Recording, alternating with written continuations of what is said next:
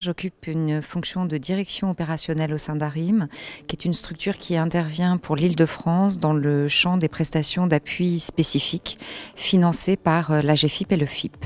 Ces prestations d'appui spécifiques sont destinées à des personnes qui vivent avec des problématiques psychiques, cognitives ou mentales et qui rencontrent des problèmes d'insertion et ou de maintien dans l'emploi. Donc nous accompagnons aussi bien des demandeurs d'emploi que des salariés pour les aider à évaluer quelles sont les répercussions de leurs problématiques de santé sur les situations de travail et puis les aider à déterminer quels sont leurs modes de compensation déjà existantes et les aider à développer des stratégies pour pouvoir accéder ou se maintenir à l'emploi. Nous avons, dans le cadre de nos actions, bien sûr, une liste de prescripteurs qui sont principalement les opérateurs publics de l'emploi.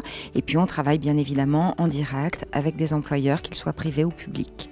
ARIM a été fondée en 1991 par le docteur Gisèle Birk, qui avait la conviction que les personnes en situation de handicap psychique à l'époque, et notamment les jeunes, devaient pouvoir être accompagnées en milieu ordinaire de travail, avaient la possibilité de s'insérer avec un accompagnement adapté.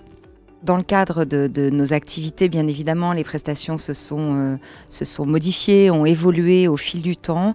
Ce qui est vraiment important, c'est toute l'articulation qu'on peut avoir avec l'ensemble des partenaires, puisque l'insertion ne peut se faire qu'avec l'accord et l'action de l'ensemble des parties prenantes. Que ce soit encore une fois les opérateurs qui nous orientent les personnes ou les acteurs de l'entreprise. Les mentalités évoluent, je pense qu'on a de plus en plus de facilité à parler les problématiques psychiques en entreprise.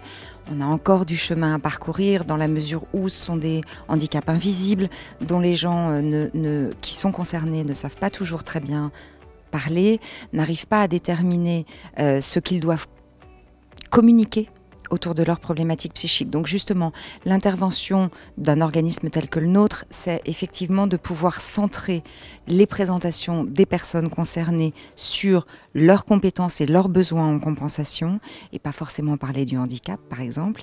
Et puis également de travailler à la lutte contre la stigmatisation, peut-être permettre que les employeurs soient moins inquiets dans l'embauche et le maintien dans l'emploi de personnes en situation de handicap.